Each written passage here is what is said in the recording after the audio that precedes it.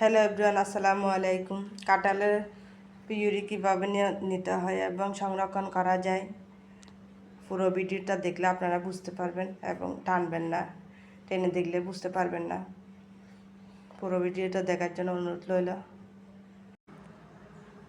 কয়েকটা কাঁঠাল খাওয়ার জন্য রেখে সবগুলা বীজ ছেড়িয়ে নিয়েছি। এগুলো এখন ব্লেন্ড করে নেব।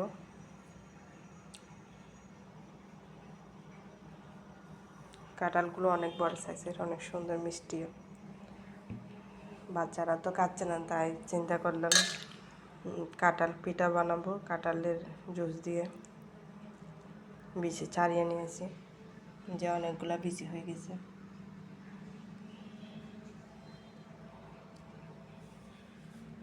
আমি সবগুলা ব্লেন্ড করার জন্য নিয়ে নিয়েছি। একটুও পানি দেব না, পানি ছাড়া ব্লেন্ড করে নেব।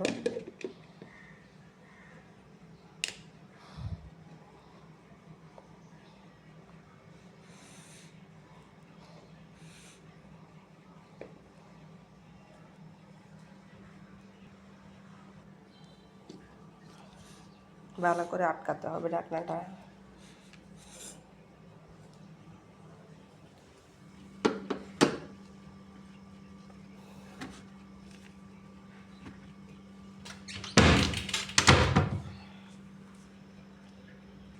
এবার ব্লেন্ড করে নেব। খুব সুন্দর ব্লেন্ড করে ফেলেছি, একটুও পানি দিই নাই। দেখি খুলে দেখি, দেখেন একদম মেঘে হয়ে গেছে, একদম পিওর মেঘে হয়ে গেছে। এবার নিয়ে নেব একটা বাটিতে। এটা দিয়ে এরকম ব্লেন্ড করে আপনারা জুসও খেতে পারবেন, নাস্তাও বানানো যাবে, দুটোটাই করা যাবে। এখন আমি প্যাকেট নিয়ে নিয়েছি। আসলে ওই যে ডিব্বার মধ্যে করে রাখলে না, ফ্রিজের মধ্যে অনেকটা জায়গা চলে যায়, যার কারণে অন্য কিছু রাখা যায় না। তাই আমি প্যাকেট নিয়ে নিলাম, প্যাকেটের মধ্যে ভরে নেব।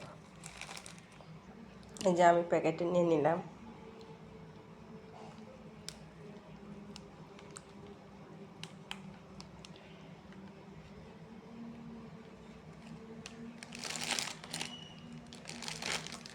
এই প্যাকেটে অর্ধেক নিয়ে নিলাম, আরেক প্যাকেটে অর্ধেক নিয়ে নেব। এই যে আরেক প্যাকেট করে নিয়েছি। এবার এটাও লক করে নেব। এই যে আমি দুইটা পোটলা করে নিয়েছি কাঁঠালের রসগুলো, এবার ফ্রিজে রেখে দেব। আসলে এভাবে অনেক দিন পর্যন্ত রেখে খেতে পারবেন। ফ্রিজে রেখে নাস্তা বানাতে পারবেন। কাঁঠাল চলে গেলেও সমস্যা নেই, কাঁঠালের রসটা অনেক দিন থাকবে ডিপের মধ্যে। আমি এখন ডিপেতে রেখে দেব। আমি যদি বক্সে করে রাখতাম তাহলে অল্প জায়গাতে হতো না। এখন আমি দুইবারে নিতে পারবো, অনেক সুবিধা। আমি এখন ফ্রিজে রেখে দেবো দুটোটা।